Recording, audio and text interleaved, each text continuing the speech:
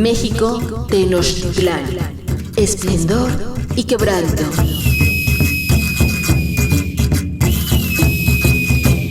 Siete siglos de historia.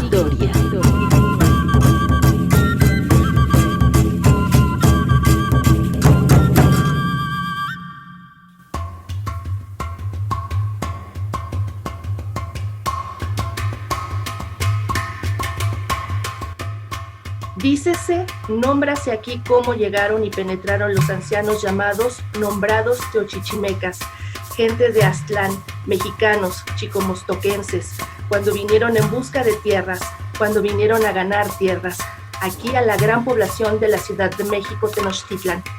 Su lugar de fama, su dechado, lugar de asiento del Tenochtli, Tunadura, que está en el interior del agua, lugar en donde se yergue, grita y despliégase el águila, donde come el águila y es desgarrada de la serpiente, donde nada el pez, en el agua azul, en el agua amarilla, lugar de entronque de las aguas abrasadas en el brazalete de plumas preciosas, que está en el tular, en el carrizal, el lugar de reunión, de espera de las diversas gentes de los 4 puntos cardinales.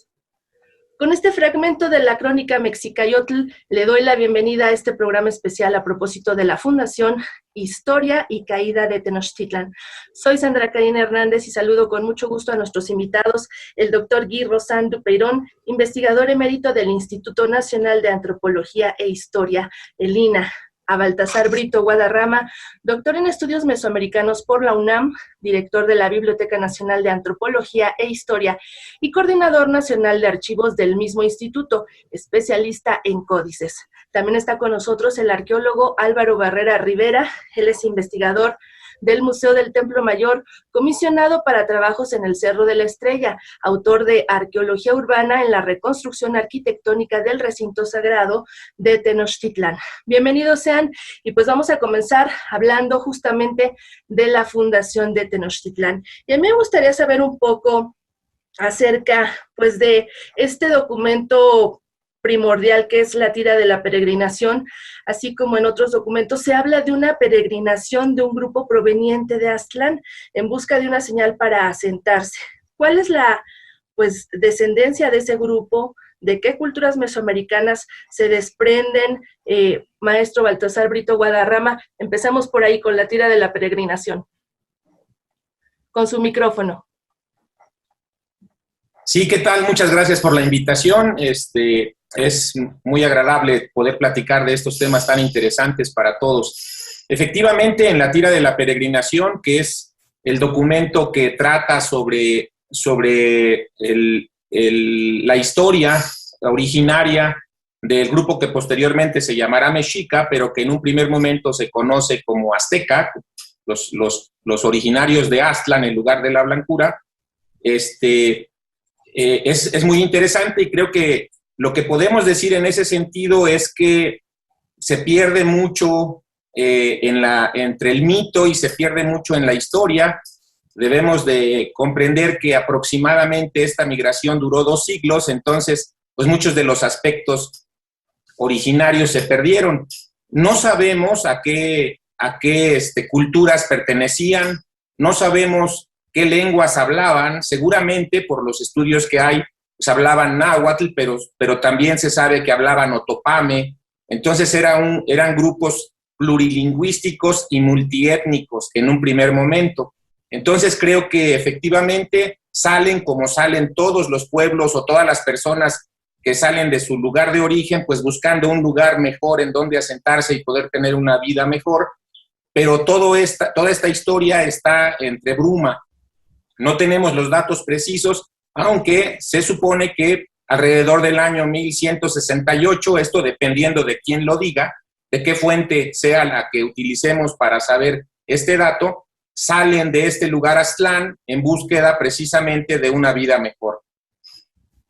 Ahora, en esta tira de la peregrinación, Aztlán carece de un glifo toponímico.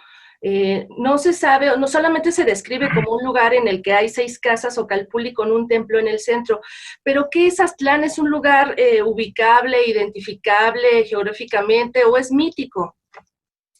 Sí, seguramente era un lugar que podríamos localizar si tuviésemos los datos, pero el problema es que lo histórico y lo mítico se imbrican, no sabemos cuándo termina una historia mítica y comienza la histórica y viceversa.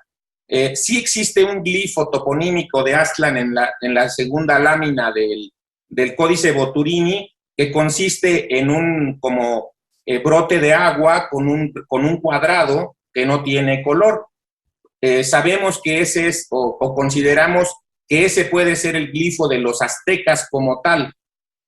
Está en la segunda lámina, porque efectivamente en la primera lo único que sabemos es que es un lugar que está en una isla, que tiene varios calpulis y en donde aparecen dos personajes, uno de ellos mujer, Chimalma, que es una personaje muy, muy importante para la historia, y sabemos que es una isla porque efectivamente de esa isla cruzan en una canoa a otro lugar muy, muy importante que se llama Culhuacán, y nos dan una fecha que es el 1 Pedernal, que muchos de los autores, como dije, adscriben al 1168. Ahora, pues hablemos, doctor Guy Rosat, de cuál es el mito fundacional más importante de Tenochtitlan, el más identificable, y pues qué es lo que describe ese mito. Bueno, yo soy más bien historiador. Los mitos, nosotros, los historiadores, los agarramos con pincetas, con muchos cuidados. Y yo creo que todo ese discurso de la fundación es mítica. No hay, incluso hay autores que han pensado que esta tierra de peregrinación es una especie de recorrido mítico que tiene poco que ver con la realidad. Yo como historiador pienso que es, sobre todo cuando le ponemos fechas, ¿no? Es como ciertos autores se agarran las fechas, y sobre todo la fecha de llegar en la cuenca de México, que en espacio de dos siglos logran constituir lo que sería una ciudad y una capital, ¿no? Con estas construcciones enormes. Y es evidentemente como si nosotros nos referimos a las otras construcciones en la historia de los hombres, solamente piensa por el momento lacustre a Venecia. Para construir Venecia se necesitan más de 1500 años, ¿no? Y finalmente la tenemos muy bonita en el siglo XV, XVI, XVII, pero antes es realmente todo un trabajo de siglos. Ahora, decir que estos pobres que nos ven un poquito como rústicos, ¿no? Como que llegan aquí en el espacio de 2 siglos, nos construye una capital, y no solamente uno, sino 2 o 3 en un ambiente lacustre, es muy ambiguo, ¿no? Por otra parte, en esta idea de la ambientación de la tierra de la peregrinación, tenemos la idea que llegan a un pantano, ¿no? Y un pantano, por la mayoría de la gente de hoy y los historiadores de hace unas décadas, era un lugar hostil al hombre, y finalmente no. El pantano es un espacio que produce una biomasis mucho más considerable que un espacio cultivado por la sobrevivencia de los hombres. Hay de todo para comer adentro, no solamente aves, pescados, como ranas, etcétera. El lugar de migración son un lugar muy favorable. Ahora, no podemos pensar que son unos pobres mexicas que son esclavos de sus vecinos, que así el historiador hoy reconsidera un poquito, tomando la historia como el espacio ecológico, y dudamos mucho de la naturaleza misma de esta tierra, que es muy, muy interesante, que permite discusión desde Boturini, ¿no? Y exclusivo antes, ¿no? Pero yo creo que decir un mito para la fundación de Tenochtitlán, no creo que, a lo mejor debemos preguntar si los mexicas necesitaba un mito de fundación, ¿no? Si son siglos después, cuando la nación se afirma, la nación mexicana se afirma, que se empieza a apuntar y a creer, a encontrar mitos de fundación. Decir que las otras ciudades, por ejemplo, piensa en los mitos de fundación de Roma, que son cosas inventadas mucho más después que Romulus y Remus. Todos esos mitos de fundación son generalmente construidos a posteriori. Piensan en España el mito de la batalla de Covadonga, en Francia el mito de la batalla de Poitiers, etc. Todos los mitos de fundación, cuando son utilizados por los construcción nacionalista, se revela finalmente muy ambiguos y no conforme a una realidad histórica, a una realidad mítica, sí, pero tenemos que verlo como una construcción mítica más no histórica, y no sacar de esto unas fechas. Yo sé que por ejemplo, en la actualidad, el gobierno actual busca fundar una fecha exacta para celebrar los tantos años de la Ciudad de México. Pero esa es una ilusión que podemos entender desde el punto de vista político e identitario, pero realmente desde el punto de vista histórico, no sé, no crece, no tiene poco. Además, podemos pensar, tiene un interés de buscar esas fechas, es una necesidad realmente, no tenemos que pensar cosas más importantes, ¿no? Pero ¿en qué radica justamente el éxito de este mito, el que haya trascendido, el que haya funcionado eficazmente y que finalmente aparezca en los libros de historia, justamente como un mito, pero realmente sigue ahí? ¿Qué fue lo que determinó que este mito trascendiera? Porque decir que ha permanecido, que ha triunfado, que es periódicamente, porque estamos en una época que estamos viviendo sobre una historia nacionalista, y el nacionalista necesitaba de estos, ¿no? Piensa como los nacionalistas alemán o italiano, como buscan inventarse filiaciones históricas de siglos, ¿no? De la misma manera, como un joven como profesor de la escuela de antropología ha demostrado como las crónicas, como Mexicayote y todos estos textos que se presentan indígenas, no son nada indígenas, son escritos para una capa de indígenas que intenta insertarse en la jerarquía y en la nueva nomenclatura que construye el Estado español. Pero que tiene que ver con un conocimiento prehispánico, es muy ambiguo. Pero es que desde 5 siglos se necesita construir un indígena que es un indígena realmente poco poderoso, impotente, piensa que hay colegas de Lina con la UNAM, se puede leer bajo su pluma que los indios que se encuentran en el altiplano vivían la edad de piedra. Y son los cantantes, los jefes de esta construcción nacionalista de la historia mexicana. Si nosotros intentamos pensar mejor cuál es la naturaleza realmente de estas culturas, cómo funcionan todos estos clichés que son sacados de la construcción misma de Occidente, no tiene poco que ver con lo que fue América realmente. Y podemos pensar, y ese viene de yo, mis alumnos y mucha gente, pensamos que lo que hacen los franciscanos no es decir la historia de América, no es construir una historia de dominado, construir una nueva moral para el dominado, por el evangelizado, para el evangelizador primero, para que lo impone a los evangelizados. Muchos de lo que encontramos en Sahagún y en los cronistas no son verdad religiosos, sino una necesidad del discurso de la colonización. Y como ese discurso de la colonización duró 5 siglos, no es nada extraño que encuentre trocito que periódicamente reaparece. Y reaparece, por ejemplo, es interesante que el que viene aquí a hacer todo ese primer trabajo de coyuntura, de crónica, ¿no?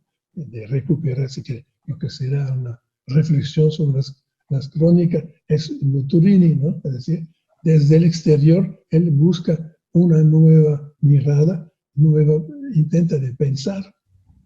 Y yo creo que ese es un poquito el problema de lectura que tenemos esos textos. Hay el texto de La tierra de la peregrinación, que después se transforma y se incluye en otros textos.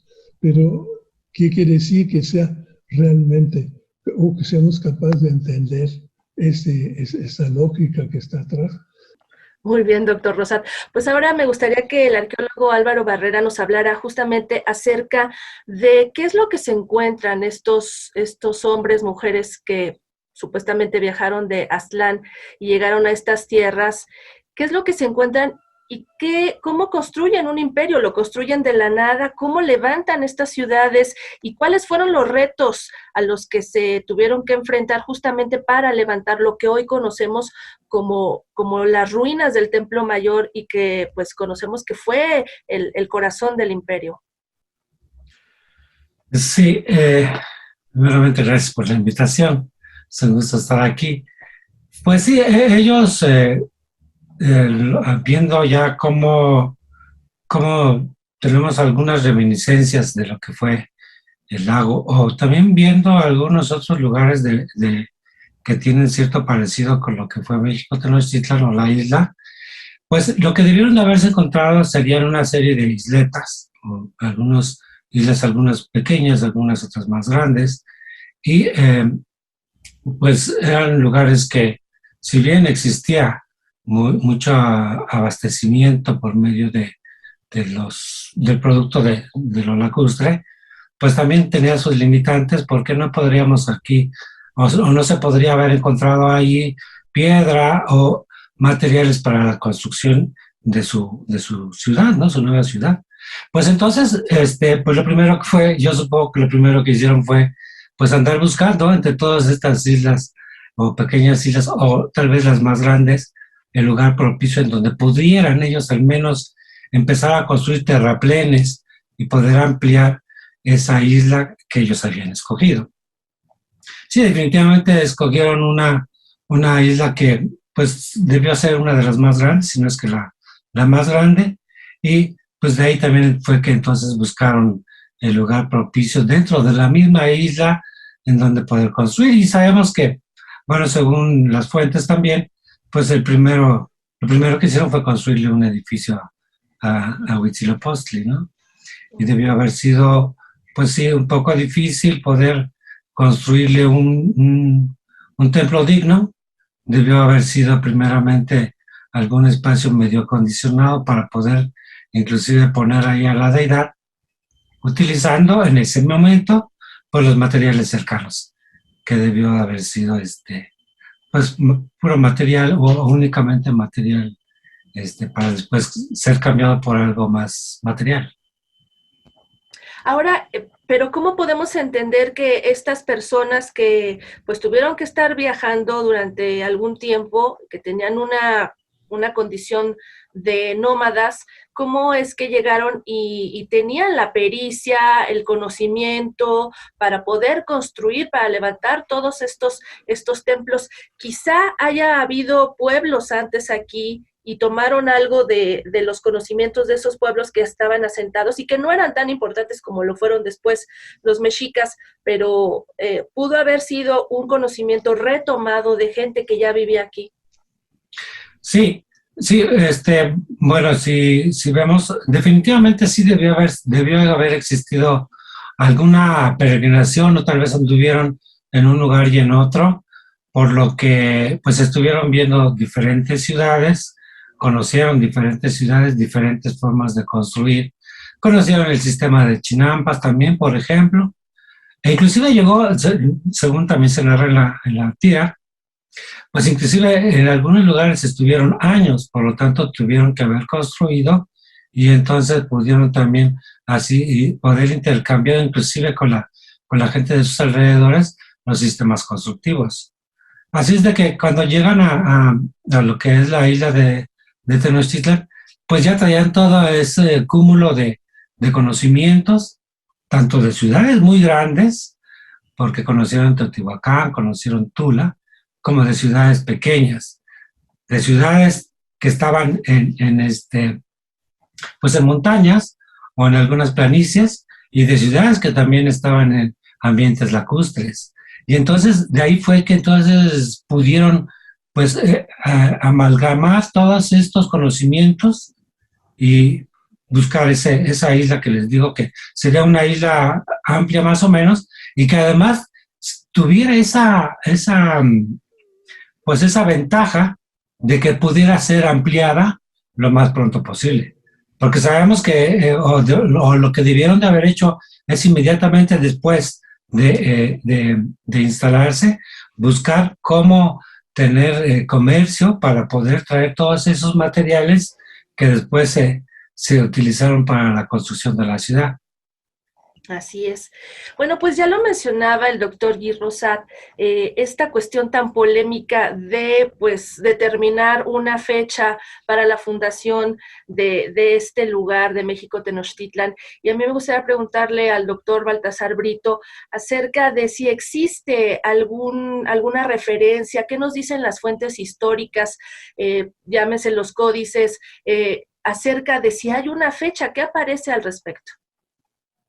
Bueno, las fechas, es importante mencionar primero que en Mesoamérica muchos pueblos tienen calendarios distintos. Eso, por supuesto, ha generado un problema al momento de hacer una correlación de las fechas. Algunos de los más conocidos, por ejemplo, datan o indican que la Ciudad de México se funda en 1325, que es como la más aceptada. Sin embargo, si nos fundamentáramos en la cuenta texcocana, nos mandaría hasta 1345. Y esto siempre ha generado problemas porque pues, no podemos determinar claramente. En lo personal y fundamentado en documentos como el Códice Mendocino, yo considero que la ciudad se funda en 1324, en el año 1 Tecpatl, el año 1 Pedernal, que es y tenemos muchos elementos para poder creerlo de esta manera. Sin embargo, también recordemos que el año tiene un inicio diferente, al parecer comienza en febrero, no en enero. Entonces, todo esto va haciendo que haya ciertas modificaciones si queremos hacer la correlación con el año cristiano, ¿no? Entonces, independientemente de eso, lo importante de todo es que es con base en los documentos antiguos en los que podemos adscribir, si bien es cierto que mucho puede ser de carácter mítico, pues nosotros tendríamos como historiadores que adscribirlos a una temporalidad y a un espacio geográfico para poder explicar mejor el devenir histórico de estos pueblos, ¿no? Esto me parece a mí fundamental, pero el problema principal es, como digo, que existen muchos calendarios y que todos ellos nos dan fechas diferentes por consiguiente. Así es. Pues estamos en este programa especial grabado acerca de la Fundación Histórica Ida de Tenochtitlan. Hacemos una pausa y regresamos en un momento.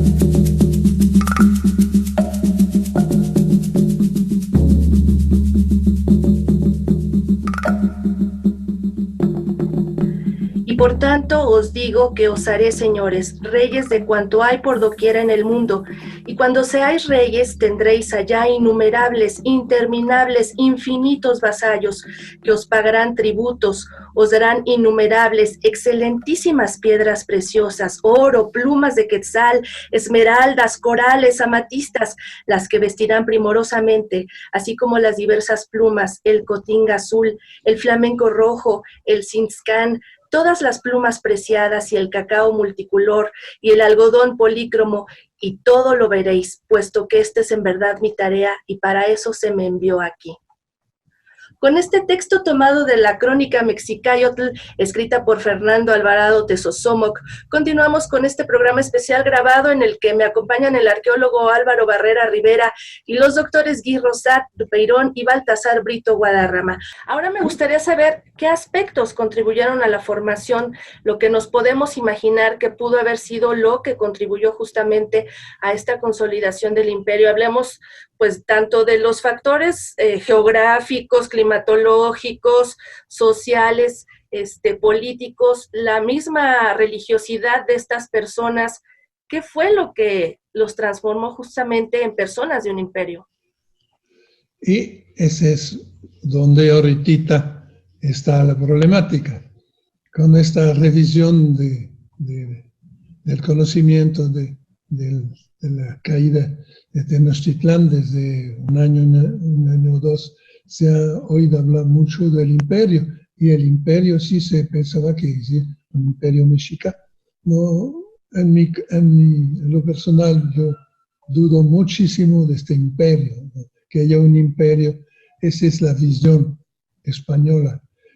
¿Por qué hay un imperio? Yo diría, en el primer relato de la conquista, la toma de Tenochtitlán, es el relato de Cortés. Y Cortés que dice, encontré un emperador, la apresuré, conquisté su imperio y me entregó su imperio. Es decir, que los españoles son dueños del imperio porque el dueño del imperio se le entregó. Pero sí pensamos que jamás Moctezuma entregó el imperio. Si este es solamente una ficción legal, recuérdese que los españoles ya estamos en 520 y ya no tiene como realmente derecho sobre América, menos las bulas muy simbólicas del Papa Borgia. 30 años después, los restos de Europa ha crecido muchísimo. Francia, gran desarrollo, Inglaterra, enorme desarrollo, y estos están diciendo, ¿qué es esto? España no tiene más derecho que nadie, no tiene derecho sobre América. Lo que hace Cortés, inventa un mito de fundación para el poder español. Él es el responsable de esa escritura, y vemos que después Sahagún va a hacer de este mito o el capítulo 12 de su obra magna.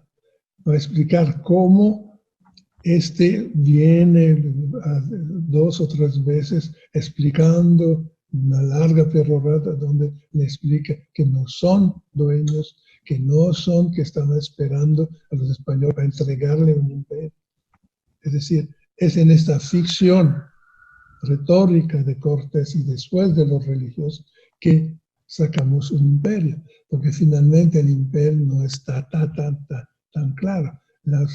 El camino de Cortés, la relación con otros espacios, y inclusive piensa después de la expulsión de Tenochtitlán, cuando se van, después de la noche triste, se van, y después los aztecas, los mexicanos, en lugar de perseguir estos enemigos y acabar con ellos, que están ya bastante desconfitados, ¿no? Que ya hablan de que fácilmente se quedan en su espacio de Tenochtitlán, que dijimos propio, y se pone a reconstruir y organizar, y solamente van a perseguirles un poquito después de Tacubaya, ¿no?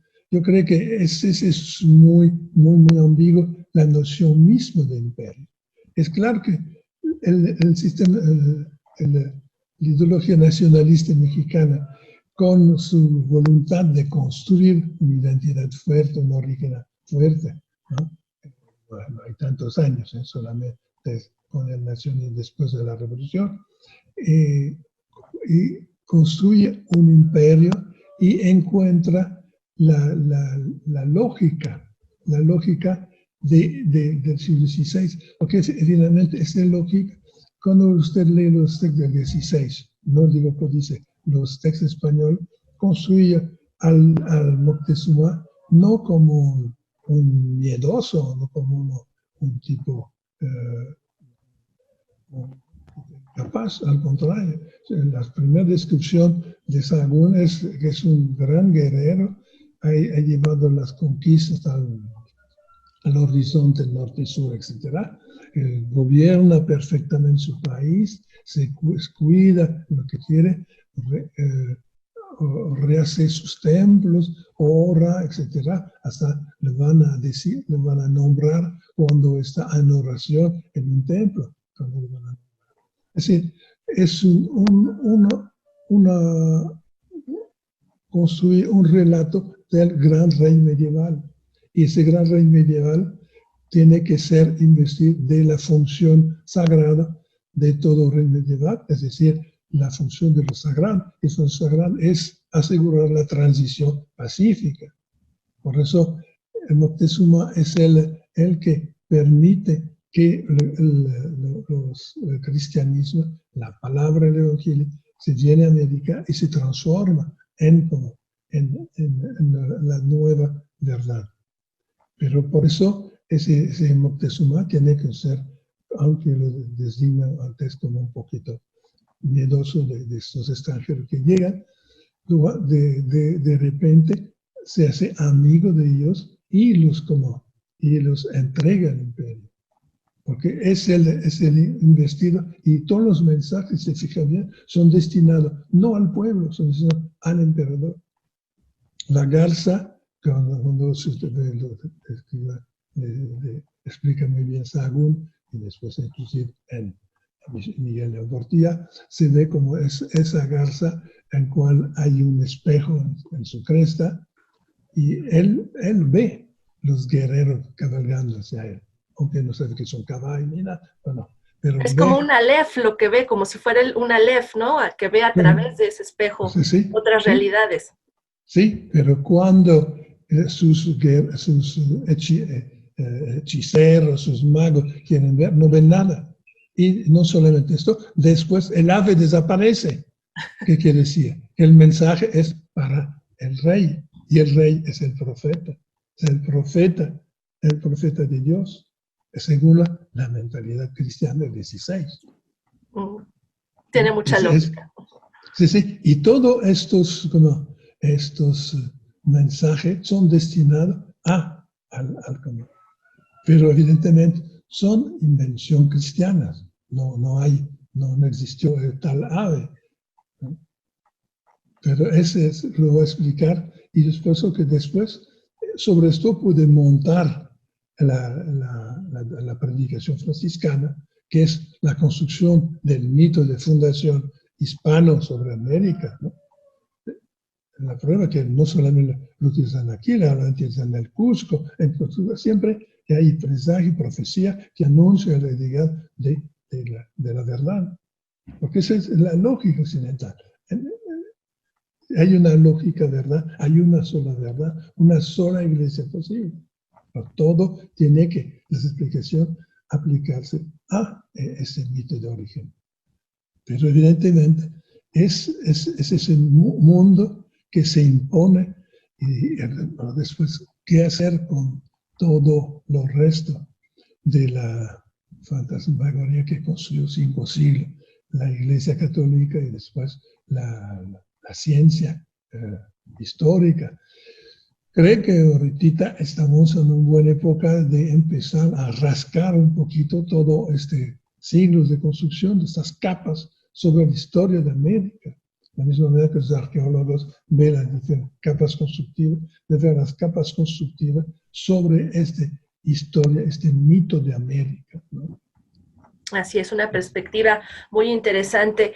Y a mí me gustaría preguntarle al arqueólogo Álvaro Barrera, ¿qué territorios abarcaba este lugar, lo que era México Tenochtitlan? Porque hemos visto mapas que recrean justamente ese panorama antiguo en el que las aguas del lago de Texcoco llegaban incluso hasta, por ejemplo, el pueblo de Tenayucan, que hoy está en el Estado de México. Pero, ¿cuáles eran las dimensiones de México Tenochtitlan? Conocemos el recinto ceremonial, que es el Templo Mayor, pero ¿qué más había? Los barrios donde habitaba la gente, donde se realizaban más actividades. Pues sí, claro, habría que definir o ver también lo que sucedió al paso del tiempo, porque pues obviamente en un principio debió haber sido, ya platicaba, una isla pequeña. Me refiero a pequeña que más o menos hubiera abarcado pues una tercera o cuarta parte de lo que finalmente fue cuando llegaron los españoles ya para el momento de la conquista, cuando llegó a su mayor extensión, considerando entonces como la isla de México Tenochtitlan. Así es de que en un principio, pues como te digo, fueron ampliándolo en base a terraceados. Definitivamente primero debieron de haber construido o dejado un espacio para que sea su centro ceremonial. A través de este punto o este espacio, después dividieron la isla en 4, pues por llamarle así, en cuadrantes, fueron 4 los cuadrantes, y pues ahí quedaron barrios grandes que también al final o al paso del tiempo se fueron también subdividiendo en algunos otros barrios. Y ya para cuando sucedió la conquista, esta isla, pues no tenía una forma definida. O sea, no podríamos decir que fue de tal a tal lugar específicamente, pero si lo promediáramos en sus costados, pues más o menos hacia el norte debió haber llegado por allá por lo que es hoy el eje 2 norte, poco después de Tlatelolco, porque ya para estas fechas la isla de Tlatelolco junto con la de Tenochtitlan pues ya eran una sola. Hacia el sur, pues debió haber tenido, te digo promediando, ¿no? Porque había entradas y salidas. Entonces, promediando, debió haber llegado más o menos por donde ahora está el metro Tlatelolco, este es el metro San Antonio, va, más o menos por ahí. Y hacia el poniente sería hacia el eje central y hacia el oriente, donde está ahora la calzada de Congreso de la Unión. De hecho, hay espacios más que se abría, se cerraba, y ya de hecho mucha espacio entre una isla y otra, hablando de la isla de Michuca, pues ya no existía tanto, y muy probablemente para las épocas de sequía, pues tal vez ya la isla de Michuca junto con la de Tenochtitlan, pues casi si acaso pasaban algunos riachuelos o algo, y podríamos hablar que ya se unía. Y entonces, pues también mucho dependía de esas ramas o sí que tenía la isla para poderla definir más concretamente. Y eso solamente fue en la parte central, aquí en lo que conocemos hoy como la Ciudad de México, pero en realidad fue un territorio virtual que también se explayó a otros lugares y a los que pedía tributo y llegó muy lejos, ¿no? Sí, ya después de la Triple Alianza, por ahí de 1430, pues no podemos hablar de una fecha exacta porque, pues bueno, sucedió la batalla con Azcapotzalco y más adelante pues se forma la Triple Alianza y entonces empezaron poco a poco a extender más sus dominios, y podríamos decir que más o menos todo lo que viene siendo el altiplano, excluyendo Michoacán, Tlaxcala, todo ese espacio, y si lo extendiéramos hacia las costas del Golfo y hacia el Atlántico, pues toda esa amplia franja que podríamos tener en la mente, pues es el espacio del cual, de alguna forma u otra, esos pueblos eran tributarios de México Tenochtitlan. No, obviamente no siempre, pues después de una conquista por los mexicas, pero sí de alguna forma u otra eran tributarios todos estos pueblos. Porque hay algunas veces se ha llegado a considerar que son cerca de 400. Probablemente sí, pero obviamente debía haber existido un gobierno que juntaba a los de los gobiernos juntos de él, los más pequeños que este mismo, y este era el que se encargaba para llevarlos o mandarlos para acá, para Tenochtitlan.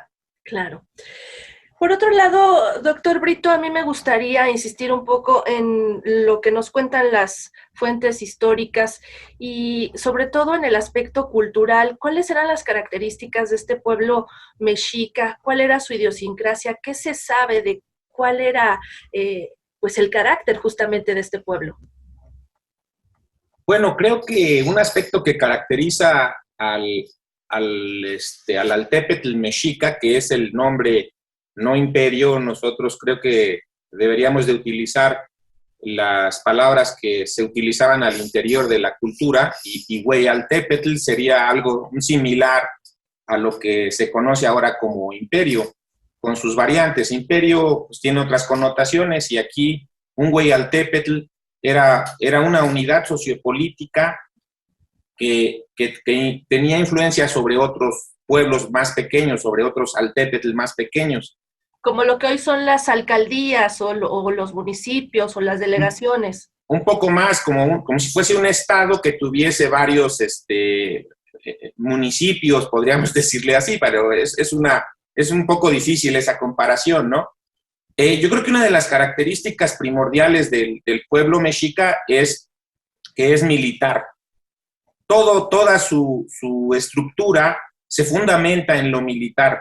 Desde que comienza a consolidarse como un pueblo importante que va a comenzar a dominar a otros, desde que muere Tenoch alrededor de 1370, hay un aspecto muy importante porque comienzan con la elección de un tlactuani, de un dirigente. Y este dirigente tiene que tener dos aspectos fundamentales. Uno, ser un gran guerrero, y otro, ser sacerdote. Comenzar con los rituales y todo esto también forma parte muy importante de este pueblo. Entonces creo que si tratáramos de decir cuáles son las características del pueblo mexica, uno, es militar, toda su estructura se va a fundamentar en lo militar, al grado tal de que su dios en el mito, cuando nace ya vestido de guerrero, por ejemplo. Y otro es precisamente el carácter religioso muy importante que comienza un panteón muy amplio, aunque con sus características también. Por ejemplo, no se impone a las deidades a los pueblos conquistados, y dentro de este aspecto, a partir de 1428 que viene la lucha con Azcapotzalco, es muy importante porque efectivamente podríamos decir que ahí comienza a consolidarse lo que llamaríamos un Hueyaltépetl. Comienzan con las conquistas de muchas regiones, al grado de que llegan a conquistar 38 provincias tributarias. Pues he estudiado un poco más, por ejemplo, la provincia de Guerrero, en la montaña de Guerrero, la Tlapaneca, que la conquistan en 1486 y que hasta 1520 pagan sus impuestos, y que afortunadamente los tenemos, estos impuestos, por ejemplo, en el Códice Azoyú o en el Códice Humboldt Fragmento 1, y en donde queda patente que efectivamente desde 1486 comienza el pago de un tributo, y que este tributo se va haciendo muy, muy, muy grande, cada vez más grande hasta 1520, porque en 1521 ya no lo pagan porque los tlapanecas saben que está sitiada la Ciudad de México y esperan el desenlace, esperan ver qué es lo que sucede con todo esto. Pero esos dos aspectos me parecen fundamentales para poder como dar una identificación del pueblo mexica. Muy bien, pues estamos en este programa especial que ha preparado Radio Educación acerca de la historia, fundación y caída de México Tenochtitlan. Hacemos una pausa y continuamos.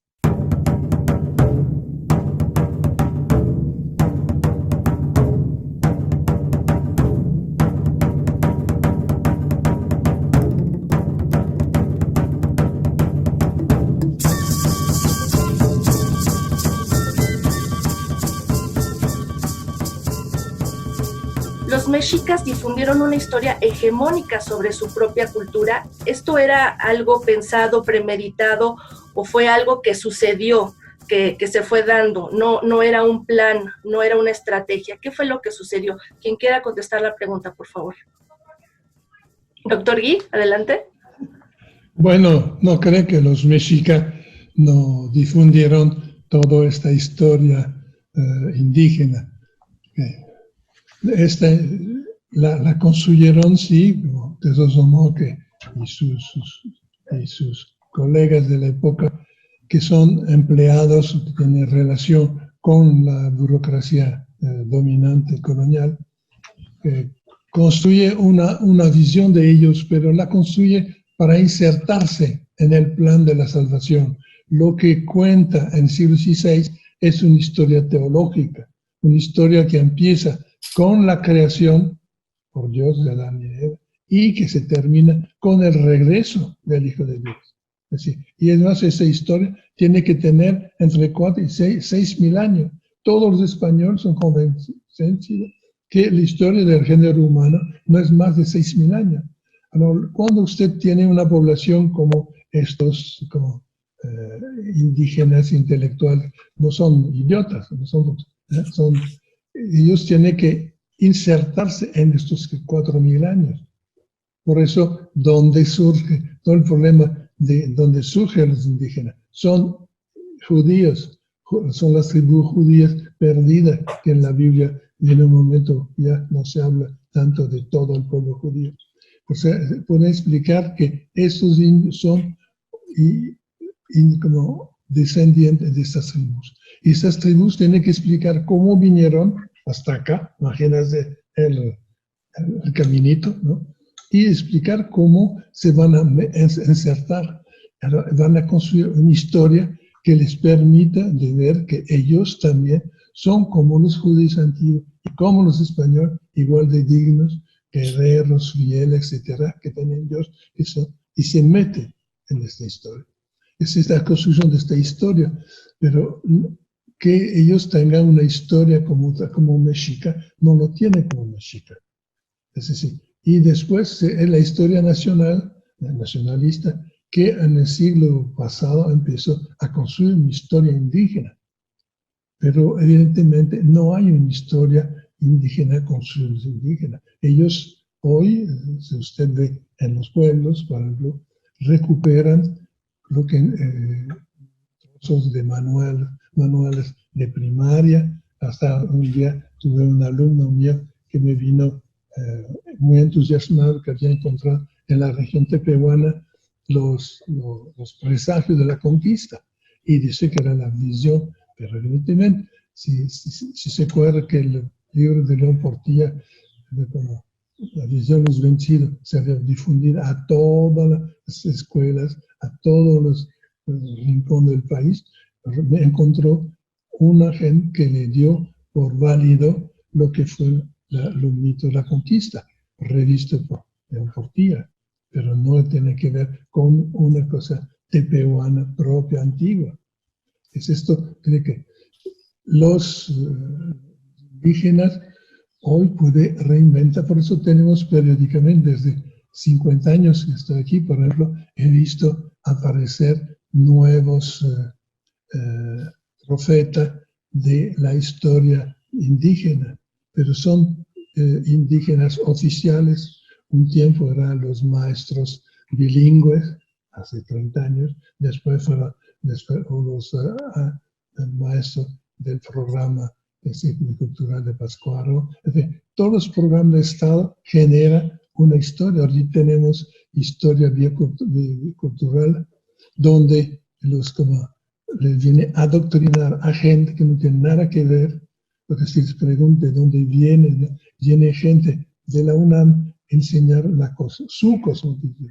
Y la gente lo adapta porque se da una identidad, le da un estatuto y le va a permitir tener un diplomita a la salida. Pero esa es una construcción, una invención, una sobreimposición de un cierto tipo de discurso. Por eso no creo que los indios como tal hayan necesidad de construir una historia propia, había necesidad de una identidad, pero ¿dónde se expresaba esa identidad? Vemos que del 19, gente muy importante para México, ¿no? Por el nacionalismo mexicano, busca construir una identidad, pero una historia, como, por ejemplo, una literatura. Ya no hay literatura mexica, ¿no? Y la quieren construir, y todos son gente que viene de origen popular. Y los rasgos son manifestamente indígenas, ¿no? Y estos nos dicen, me ven indígena, pero yo sé que yo tengo la profundidad de los mexicanos. Yo soy mexicano, no soy ni como indígena. Es solamente como la construcción de lo que va a ser el indigenismo oficial de México, que va a inventar un indigenismo y un indígena, porque evidentemente no tenía que haber en toda la región del país. Y es por eso que toma sentido la idea de imperio, que estos mexicas habían construido y mandado sus mensajes de identidad y de imperio a todo el país, pero evidentemente yo no creo que fue la verdad esto. Me gustaría que el arqueólogo Álvaro Barrera nos hablara acerca de qué elementos contribuyeron a la caída de México Tenochtitlán. Y sabemos mucho de las profecías y de las diferencias que había numéricas, de las estrategias militares, pero ¿qué tanto contribuyó justamente el modelo arquitectónico de México Tenochtitlán para que cayera justamente porque fue sitiado por Hernán Cortés, cortó vías de alimentación, cortó vías de agua, y finalmente estos islotes, estas islas, pues sí influyeron para que cayera la ciudad, ¿no fue así? Sí. Bueno, aunque si bien la ciudad como tal tenía aspectos aspectos defensivos, pues sí, en cierta forma, sí fueron en algún momento, pues decisivos en determinadas batallas, porque tuvieron diferentes entradas para tratar de llegar al centro de la isla, pero pues no fue posible en todas las veces que se intentó, ¿no? Pero más que nada yo creo que el problema mayor por lo que fue la conquista, pues fue por tantos aliados que tuvieron los españoles. Yo creo que si ellos mismos hubieran intentado llegar a esta conquista, pues no lo hubieran logrado sin tantos indígenas que los apoyaron. Ya existía cierta, pues ya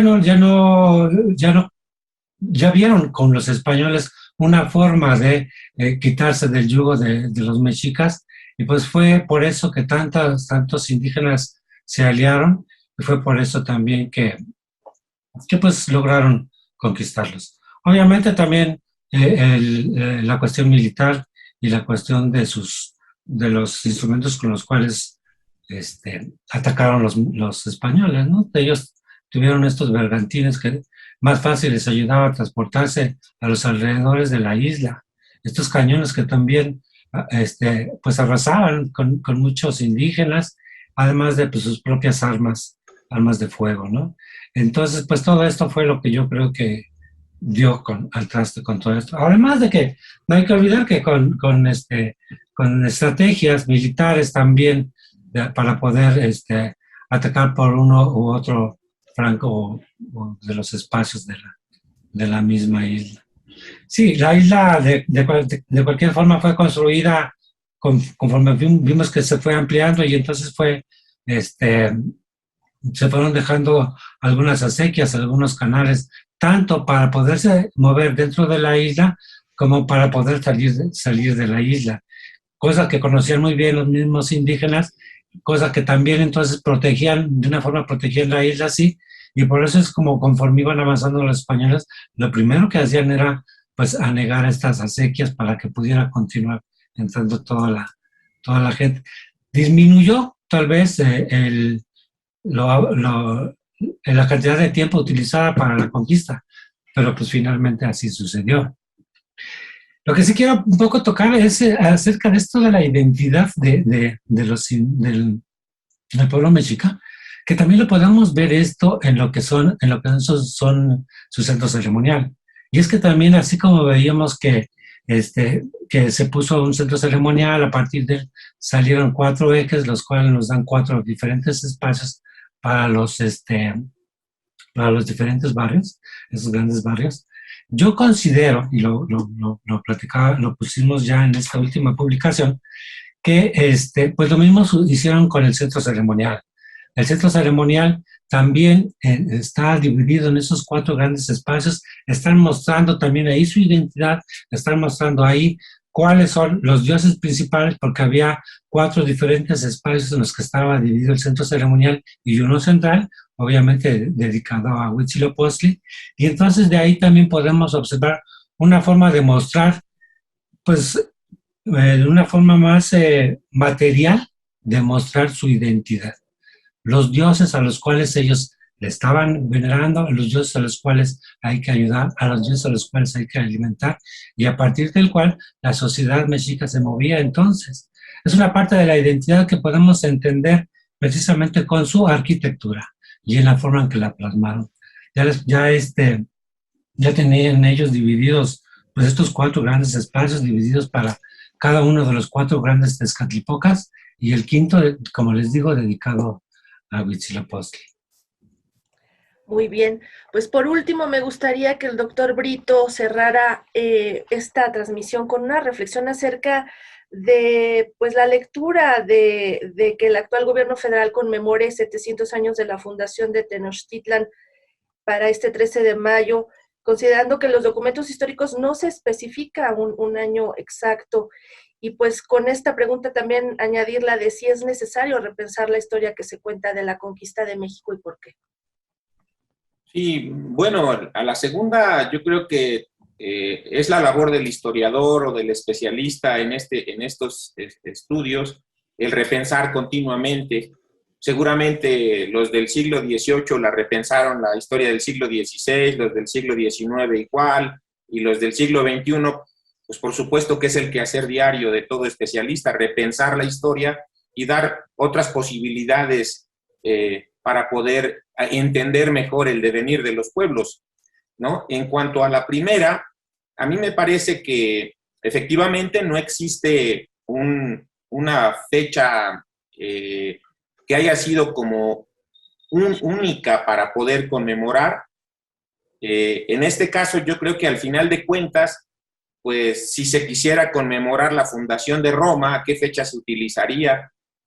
Si se quisieran fundar cualquier otra ciudad, digo, no, los pueblos, las ciudades no llegan y dicen, hoy vamos a fundar Nueva York o vamos a fundar tal otra ciudad, sino que es un proceso histórico y que, bueno, se tiene que, para rememorar ese hecho histórico, se tiene que elegir una fecha para recordar. Yo creo que es una recordación de un momento específico cuando un grupo de personas deciden vivir en determinado lugar que 500 años después, pues es es la ciudad donde todos vivimos, ¿no? Entonces, esa recordación es fundamental porque también nos hace saber que tenemos una historia en común en la actualidad y que esa historia en común proviene desde muchos siglos atrás. La fecha puede ser en el 21, puede ser el 13 de mayo, o puede ser en octubre de 1324, como yo considero por diversas circunstancias, pero al final de cuentas eso es una decisión de las personas a las que les toca llevar a cabo esta recordación. Entonces, pues sí, no tengo yo elementos para decir que es en 2021 o que fue en 1321, pero creo que al final de cuentas es un acto que lo único que intenta, desde mi punto de vista, es recordar esa fundación. Así es, pues así llegamos al final de este programa. Agradezco de verdad muchísimo a nuestros invitados, el arqueólogo Álvaro Barrera Rivera y a los doctores Guy Rosat Dupeirón y Baltasar Brito Guadarrama que hayan estado con nosotros. Estamos aquí presentes Radio Educación justamente en estas fechas tan importantes. Muchas gracias a todos. Muchas gracias también.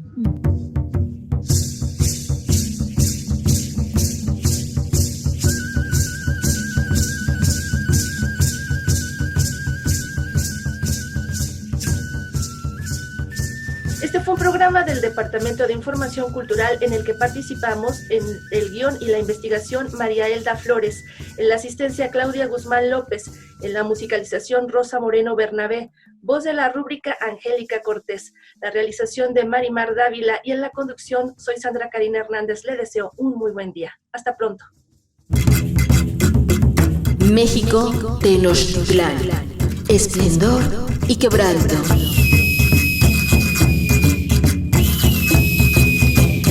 Siete siglos de historia.